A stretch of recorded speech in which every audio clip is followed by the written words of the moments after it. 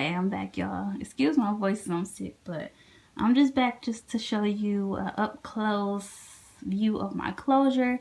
In my previous video, I told you guys that the closure broke and I had like little tears or rips in the closure, and this never happened to me before. I never had this problem with any of my other closures, so I don't know, I was just basically improvising with what I had at the time to fix it. So anyways, this is what it looks like. Let me show you up close what it looks like. So as you see, it looks pretty regular, normal, no problem. You part it, no problem, you know. Don't really see too much of anything. It looks pretty much like scalp. I'll show you more parts of it.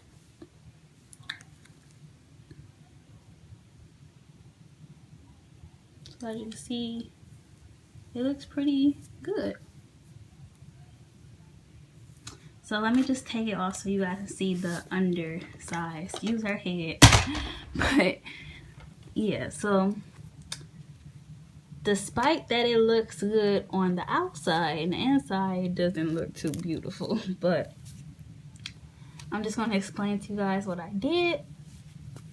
And I wish I would have made a video at the time, but I was having a heart attack. Like, I didn't know what I was gonna do. I thought I had to throw the wig away or throw the closure away and buy a new closure, but no, I really didn't have to do that.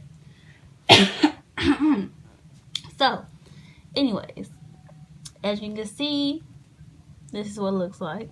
It looks pretty messy, but on the other side it doesn't look messy at all. So step by step. So when I seen that the closure had holes in it, my initial thought was, okay, let me sew it back up. So I didn't want to use the traditional cotton thread like this because, as you can see, it's like really thick. Like, it's kind of thick and it's kind of poofy. And I knew that if it got wet, it would kind of be like, it will kind of get larger or whatever. And I just felt like it was going to make the closure rip more. So I chose to go for the nylon thread. And as you can see, the nylon thread is significantly skinnier and smaller and smooth and like silky. It has like a coating on it, so it glides through things easier. So so that's why I chose to use that. And as you can see, the comparison, this is the cotton thread and this is the nylon thread. So anyways, I just found the little holes and I just stitched them up, as you can see.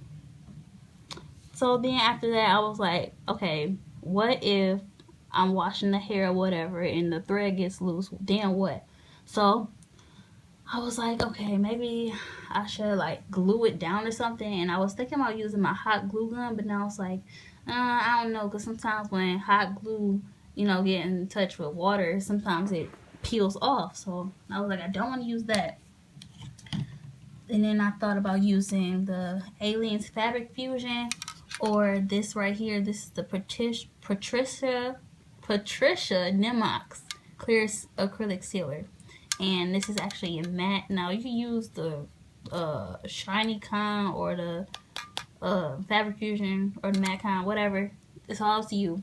But I just chose to go with these because these are both actual fabric sealers or fabric adhesives.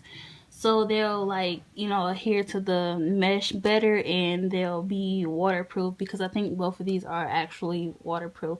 But anyways, before I even put those on, I found an old tank top. It could be like any material, whatever, but just make sure it's close to your scalp. So I found this old tank top and I just cut a little piece of fabric off and put it over the holes. Now I didn't put it on this part because it was close to the perimeter where I'll, like, the, you know, this, I don't know, the perimeter. Let's just say the perimeter. So it's close to perimeter. I didn't want to put it up there because I wasn't sure how good it would turn out. but I'll put it on this part. And then after I put it on, I just stitched it a little bit just to make sure it won't move or anything. So I stitched it a little bit, and then after I did that, I just sealed using the Fabric Fusion. Sealed the fabric to the closure, and I just sealed this thread up there too. And basically that was all. I just let it dry. It dries quickly, and that's pretty much what I did. And like I said, I have been washing this wig. I actually washed it like yesterday, and as you can see, it's still on there and it's still intact, and I can't like peel it up because it's like sealed in, so it's pretty good. So like I said, let me just show you another view of how it looks. And this is actually where the little patch is. It's like right there. And as you can see, it blends in to the rest of the closure. And it actually makes it look like a silk base, but it's not. I mean, you can see a little bit of that little sealer, but it's not really that bad, because once you put it on your actual head, it will just look regular. Just wanted to address this before I actually get off camera, but I know if you try to do this and you stitch it like I did, you might see some thread at the top, like right here.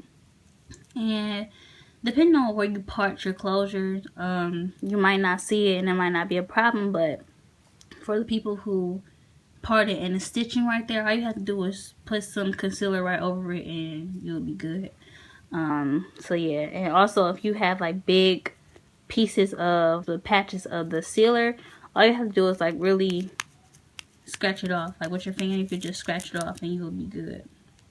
But if you don't want to scratch it off because you're scared that the sealer is going to come off on the other side, then all you have to do is just put concealer on it and you'll be fine as well. Or just part it a different way. So yeah, if you have any more questions or whatever, just comment those below. I'll be sure to answer them and help you guys out if you have the same problem. And yeah, thanks for watching.